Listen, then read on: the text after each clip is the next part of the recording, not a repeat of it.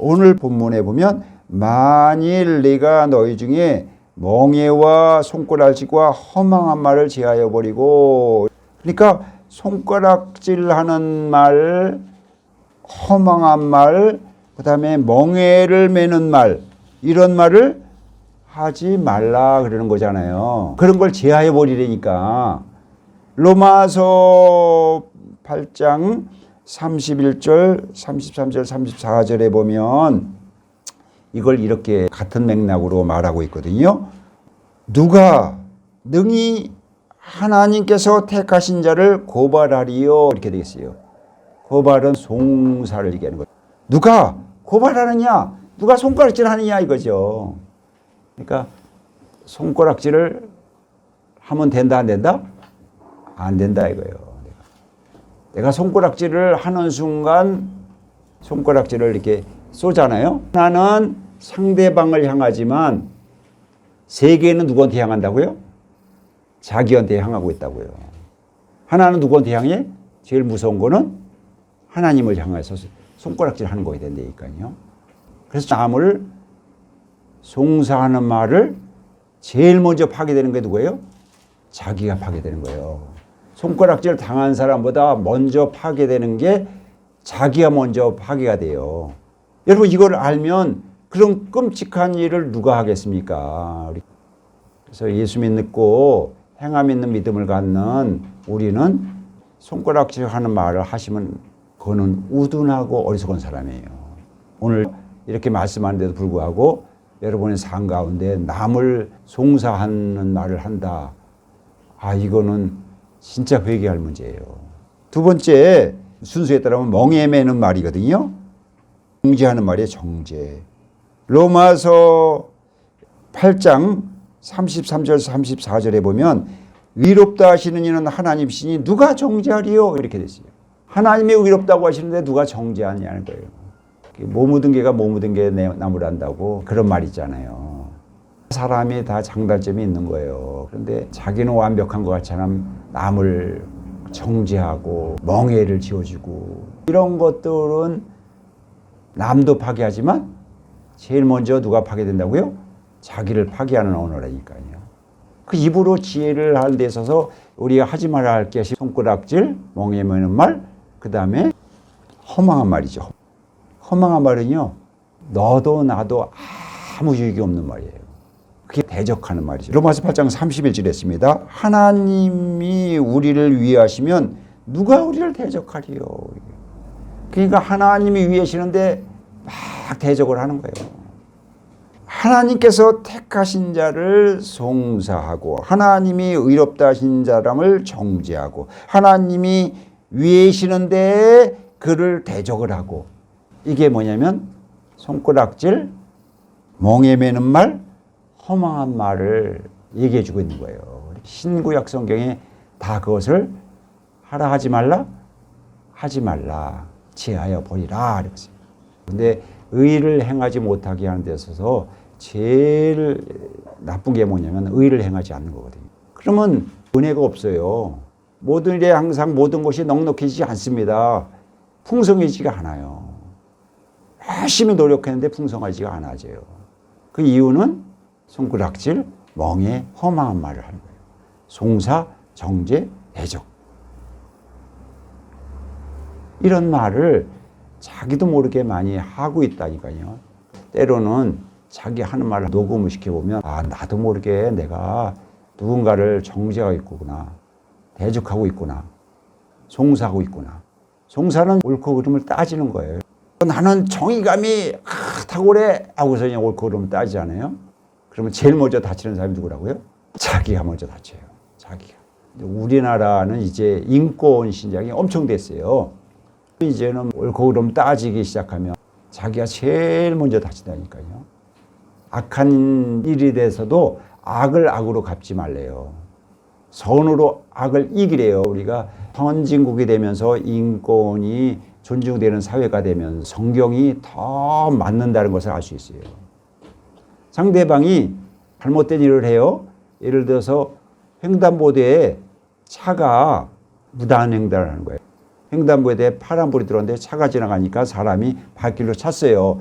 그러면 횡단보도에 차를 지나간 사람은 잘못된 거죠. 그래서 나는 그걸 분노해가지고 너 그러지 말라고 발길로 찼단 말이에요. 근데 발길로 찬 사람은 사실은 의로운 일을 한 거거든요. 불의에 대해서 분노를 한 거예요. 그런데 발길로 찬 사람도 벌금을 내요. 재판을 받는다니까요. 그게 바로 하나님의 말씀이 송사하지 말라는 거예요. 그러면 어떻게 하느냐? 우리가 할 수 있는 비법은 뭐냐? 바로 중보기도예요. 주 예수의 저를 긍휼히 여기소서. 거룩합니다. 거룩합니다. 아버지 하나님, 예수 그리스도의 죄 씻음의 영광이 죄를 씻어주는 거예요. 하면서 중보기도 해주는 거예요. 그게 우리가 여러분 대응하는 방법이에요. 옛날에 하도 불의가 넘쳐날 때 불의에 대해서 분노하면은 야, 그 사람 의로운 사람이다. 이렇게 얘기를 했곤 했어요.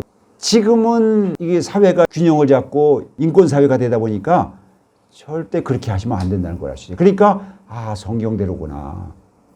나라가 좋아지면 좋아질수록 성경에 가까워지는구나 하는 걸 알 수 있어요. 성경대로 하면 선진국이 되는 거예요. 대한민국이 이렇게 발전될 수 있는 동력이 뭐냐? 기독교 문화다.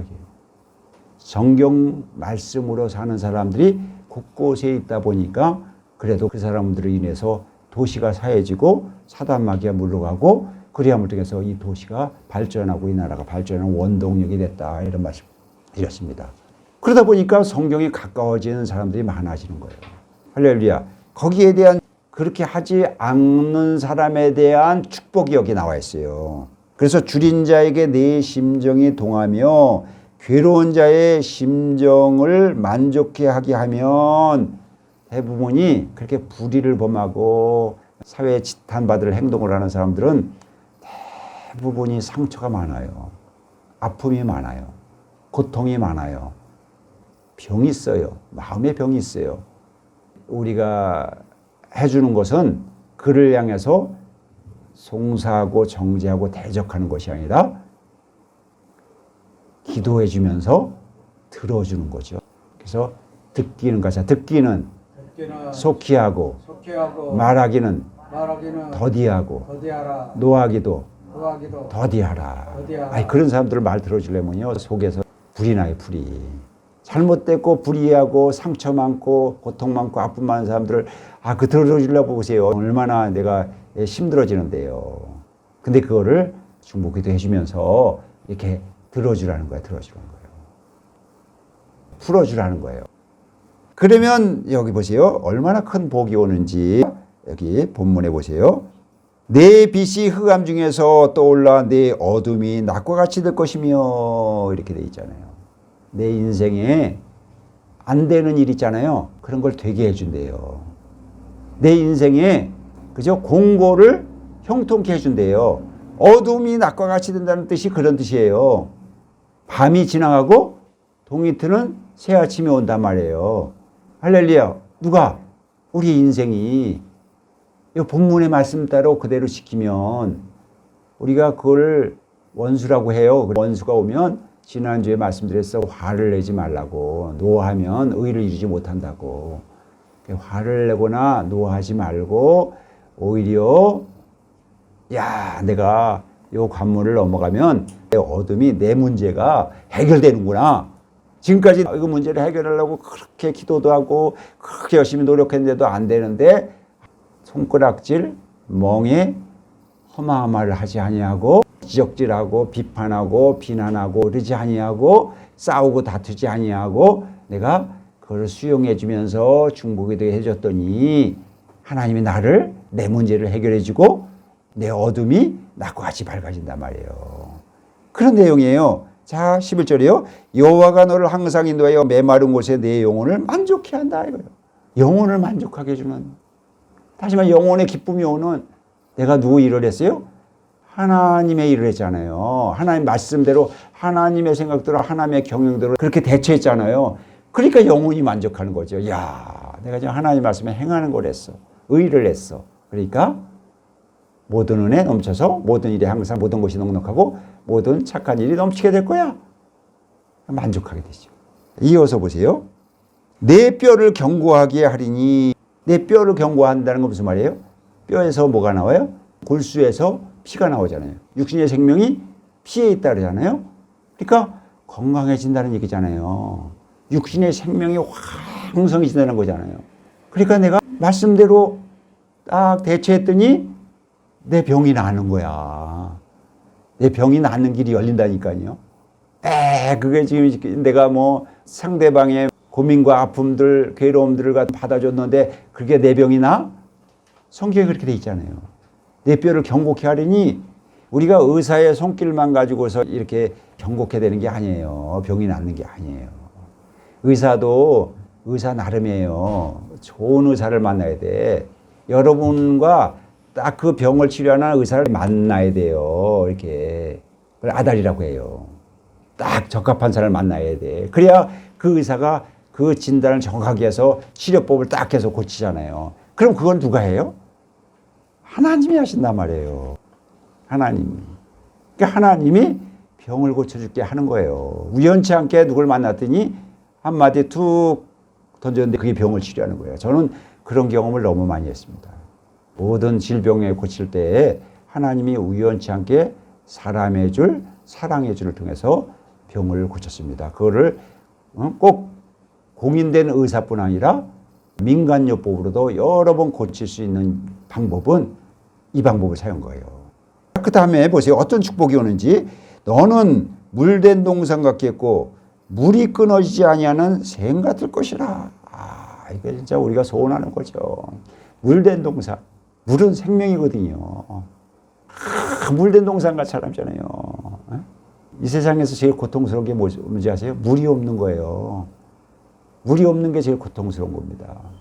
우리가 어울려 살려면 제일 먼저 공동체를 이루어 살려면 제일 먼저 파는 게 뭐예요?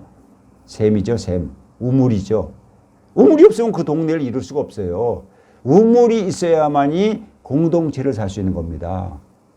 그러니까 물된 동산, 사막의 오아시스 같은 이 물된 동산, 너무너무 우리가 아름다운 공동체를 이룰 수 있는 곳이죠. 자, 이어서 보는 축복이 12절이요. 내게서 날 자들이 오래 항폐된 것을 다시 세울 것이며. 누구까지 축복해 준다는 거예요? 후손까지 축복해 준다는 거잖아요. 우리의 자녀들까지 축복해 준다는 거예요. 그러니까 이걸 왜 안 해요, 우리가? 성경이 약속한 건데. 하나님의 말씀은 신실한 말씀인데. 너는 역대의 파괴된 기초를 쌓으리니 너를 걸어 무너진 데를 보수하는 자라 할 것이며 길을 수축하여 거할 곳이 되게 하는 자라 하리라. 하나님이 우리를 번성케 해준다는 거예요. 복되고 복되며 번성케 하고 번성케 하는 거예요.